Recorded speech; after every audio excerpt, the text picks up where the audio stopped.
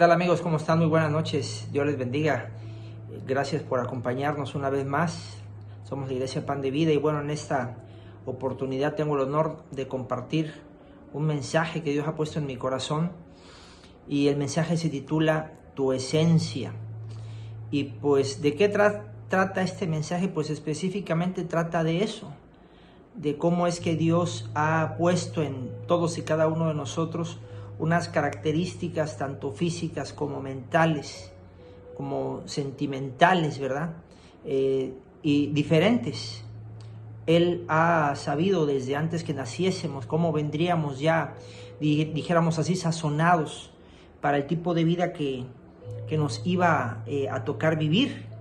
Y bueno, en esta noche el mensaje va enfocado a que entendamos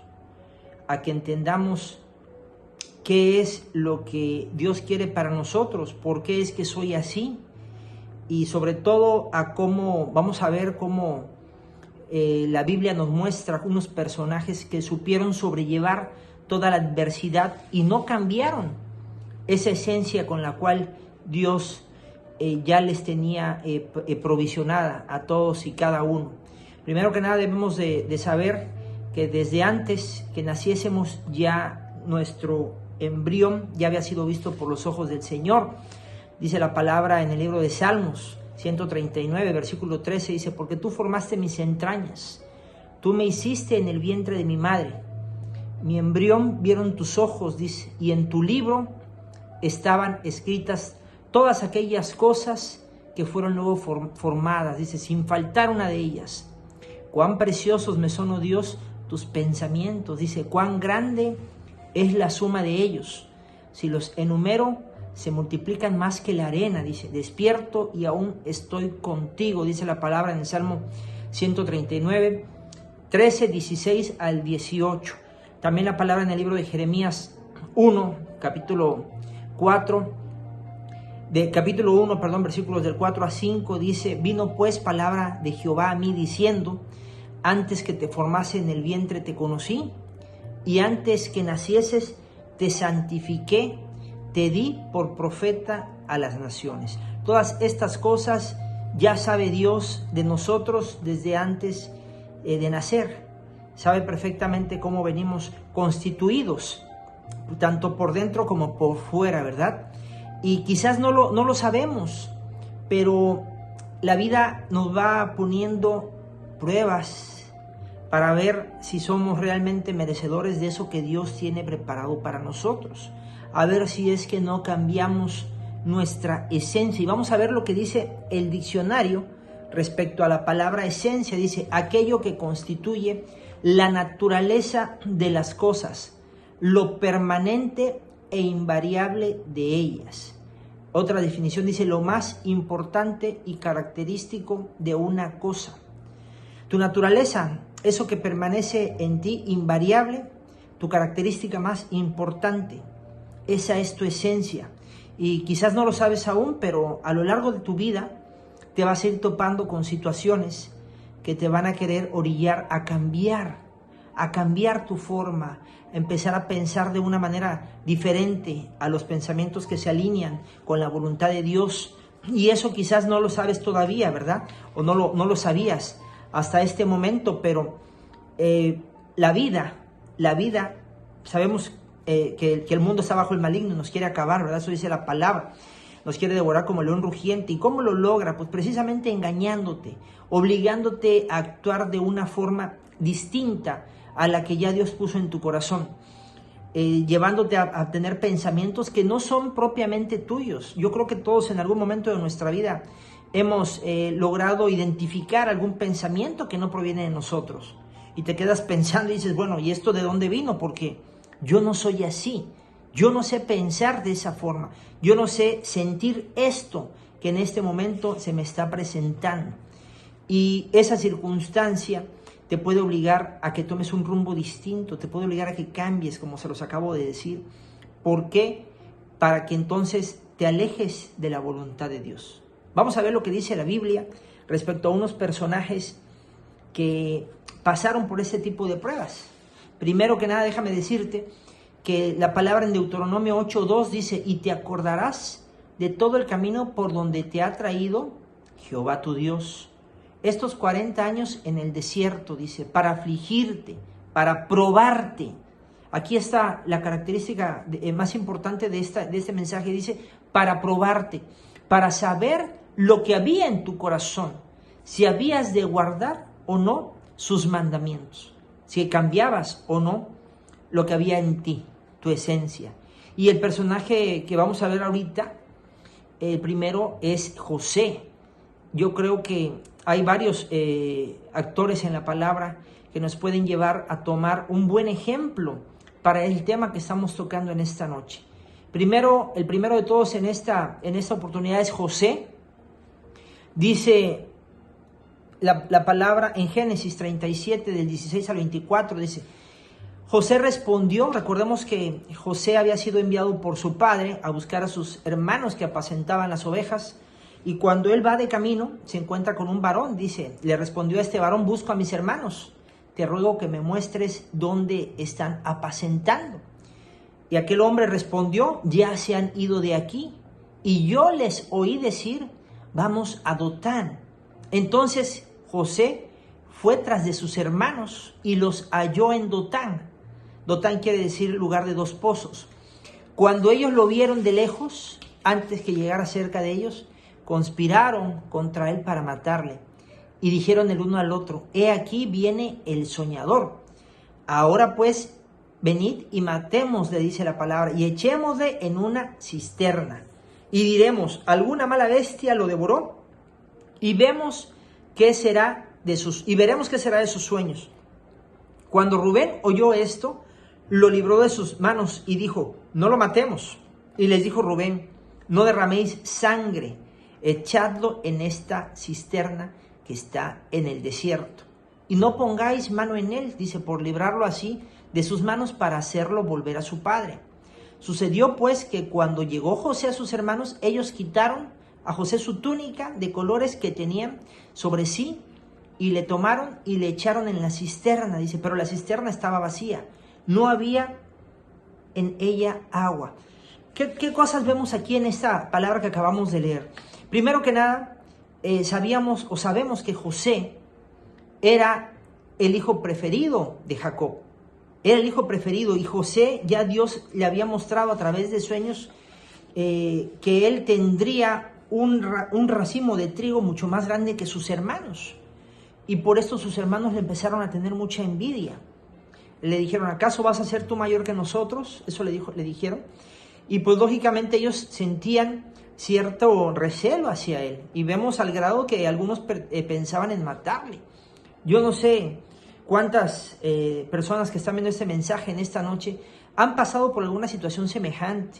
Quizás por alguna situación de envidia, ya sea en el trabajo o con los hermanos, o en algún lugar en el que te encuentres hayas sentido cierta presión o envidia de parte de alguna persona, al grado que sientas que te quieren destruir. Bueno, pues este varón, a pesar de que vivió todo eso, fue echado por sus hermanos en ese pozo, después fue llevado como esclavo, después fue encarcelado injustamente. Todo esto, yo creo que cualquiera de nosotros hubiera cambiado como tal nuestra forma de pensar, hubiéramos renegado quizás de Dios, hubiéramos odiado con un odio de tal forma, con justa razón, vamos a ponerlo así, con justa razón podríamos haber generado ese tipo de sentimiento, y esto le pudo haber hecho a él cambiar su forma de ser. Sin embargo, él permaneció fiel a lo que él era, como él estaba constituido. Él no dio cabida a un sentimiento que no fuera o proviniera de parte de Dios. Vamos a ver qué dice la palabra.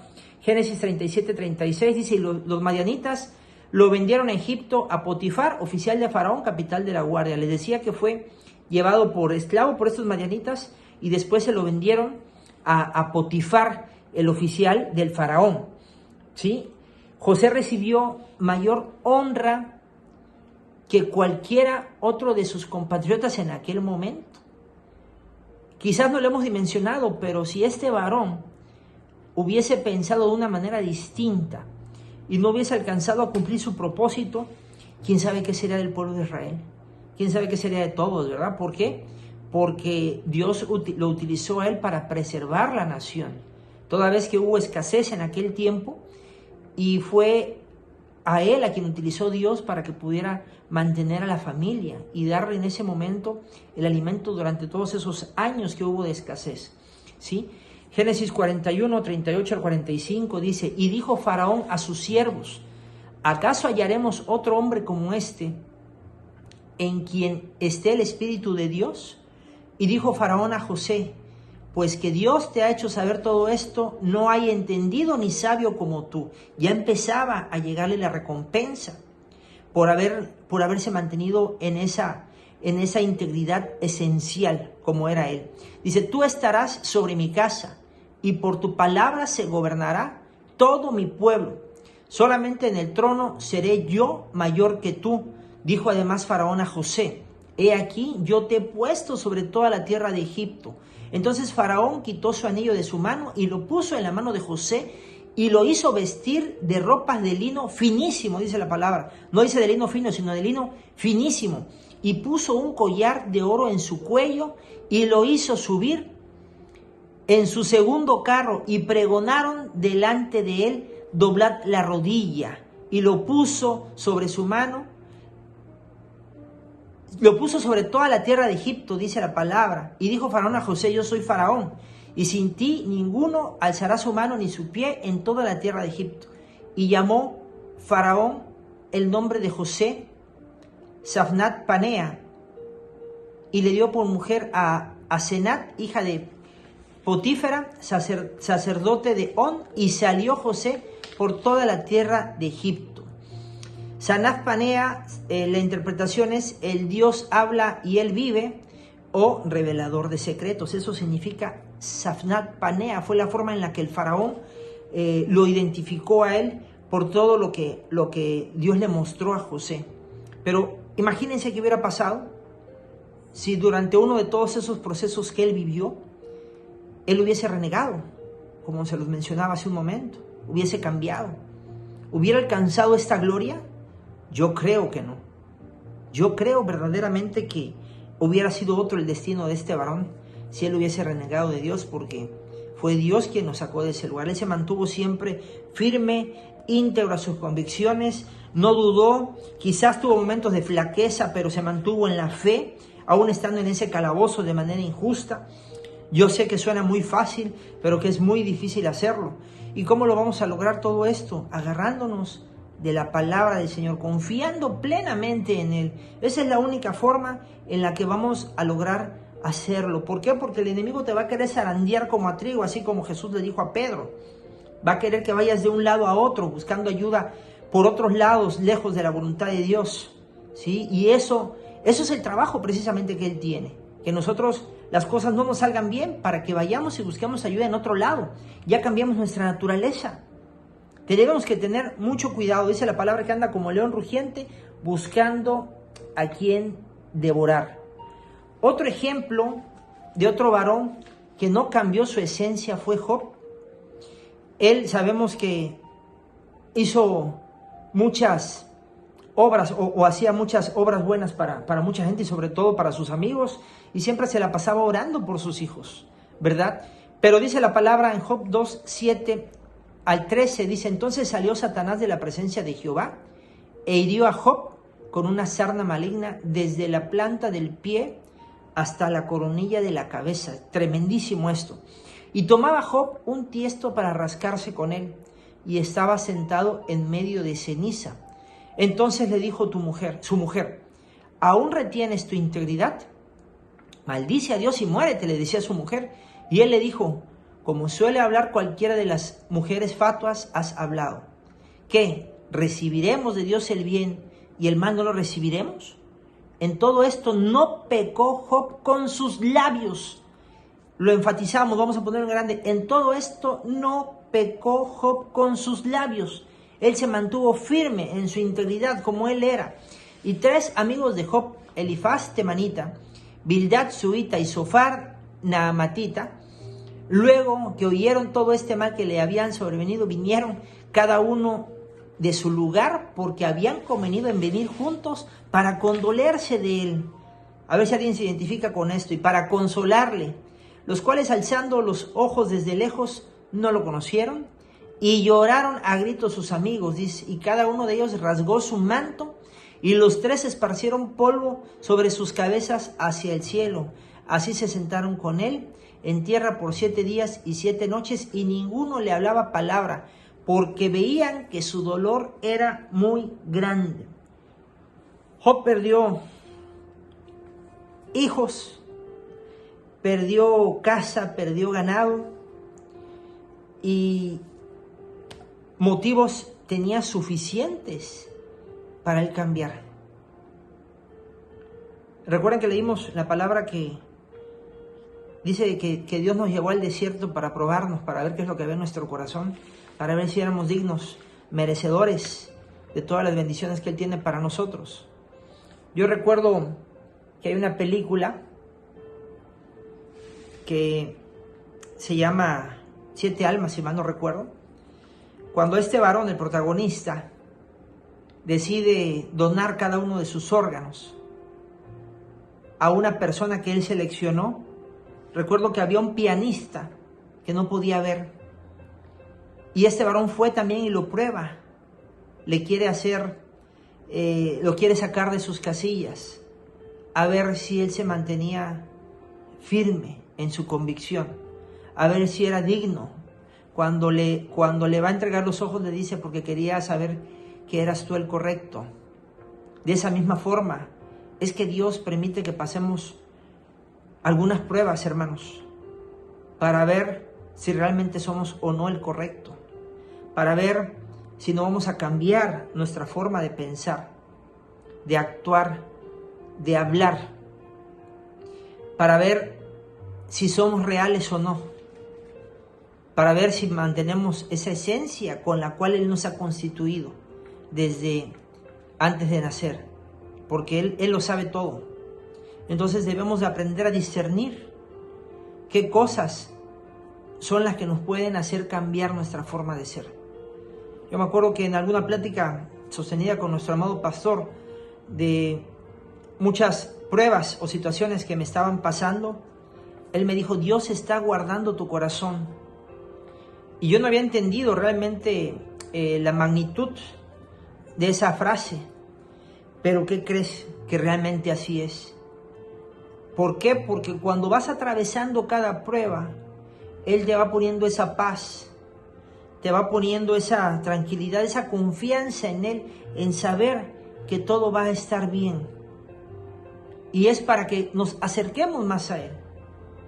Es para que crezca lo que somos, no para que cambie. Fíjense que ninguno de los actores de la Biblia, Dios le pidió que cambiara algo. ¿Por qué? Porque ya tenían algo de manera muy específica cada uno. Aún Moisés, que le dijo que era tardo para el habla, pensamos que era tartamudo, ni aún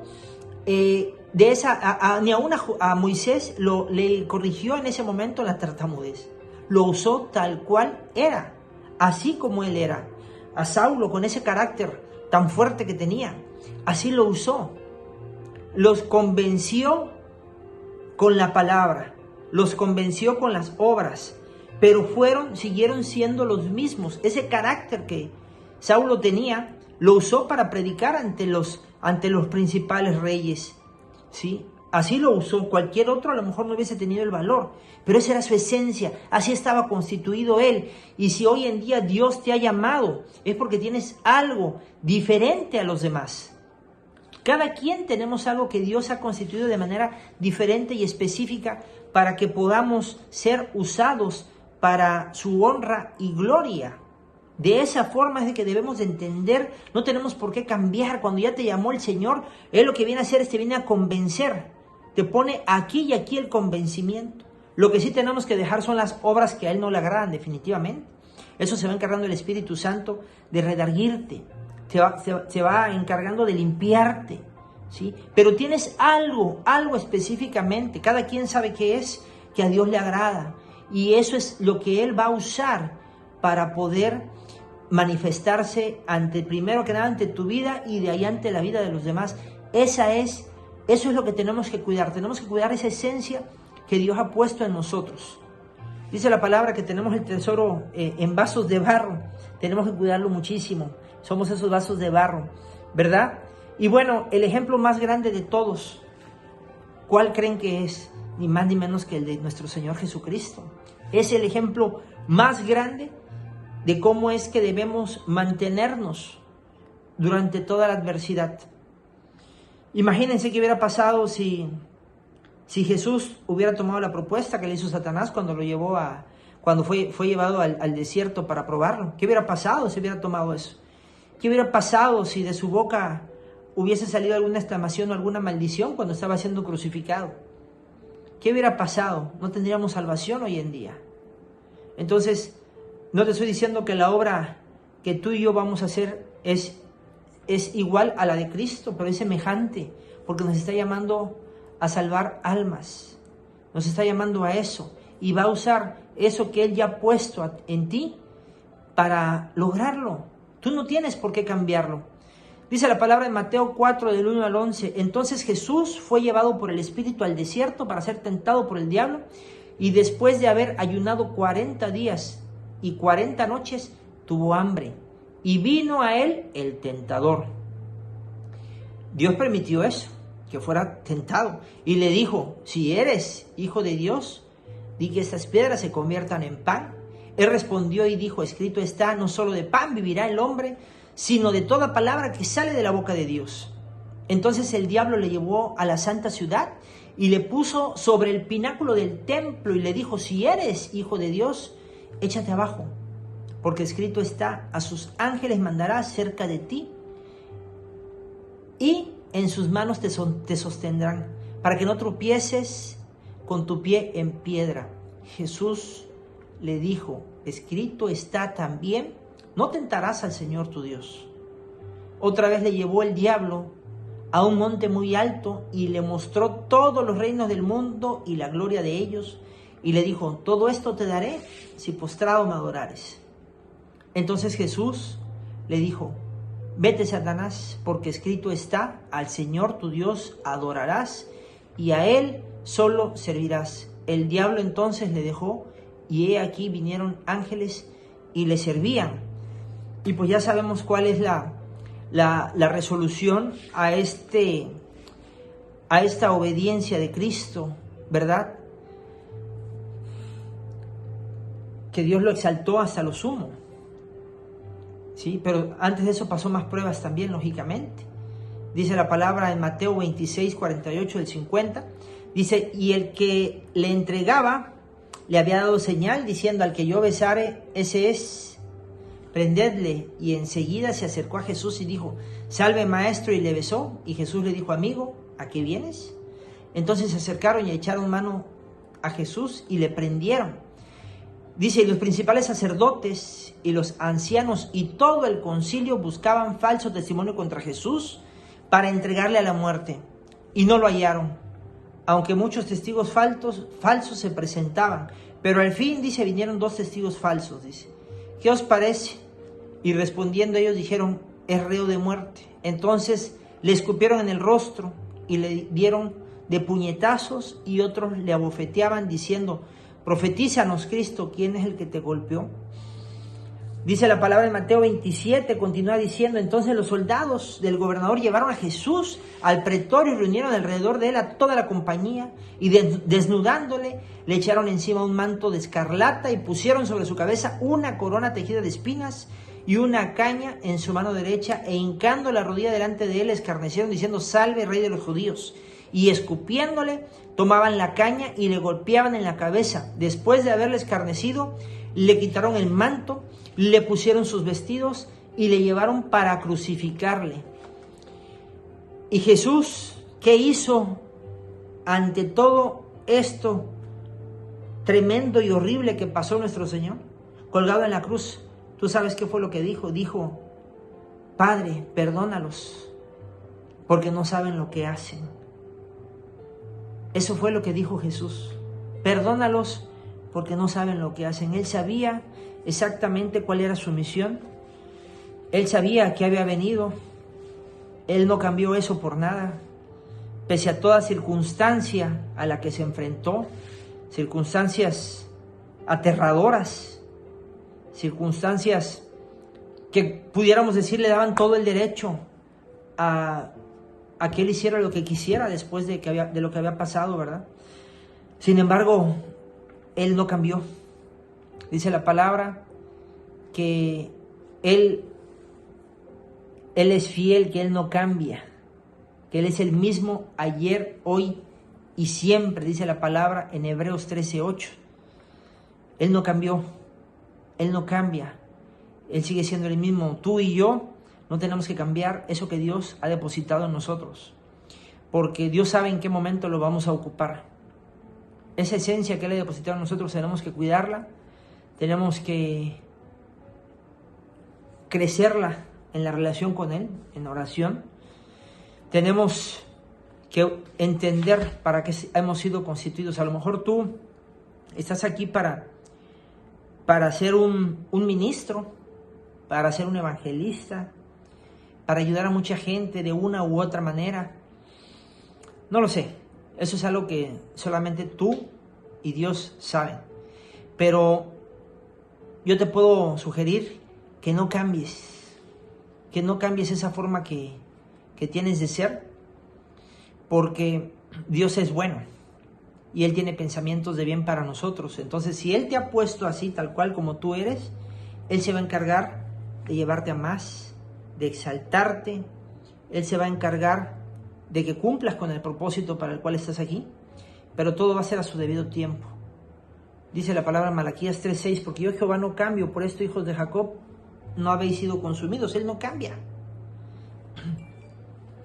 También dice la palabra en Filipenses 2:5-9, dice: haya pues en vosotros este sentir que hubo también en Cristo Jesús, el cual, siendo en forma de Dios, no estimó el ser igual a Dios como cosa a que aferrarse, dice, sino que se despojó a sí mismo, tomando la forma de siervo, hecho semejante a los hombres, y estando en la condición de hombre, se humilló a sí mismo, haciéndose obediente hasta la muerte y muerte de cruz, por la cual Dios también le exaltó hasta lo sumo y le dio un nombre que es sobre todo nombre. Él es Dios el que se encarga de exaltarte.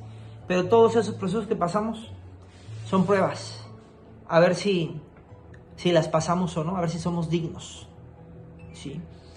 Entonces, yo te invito a que busques, y si sientes que ya se perdió algo en ti, si ya cambió algo en ti, ese es un buen momento para que lo encontremos de nueva forma.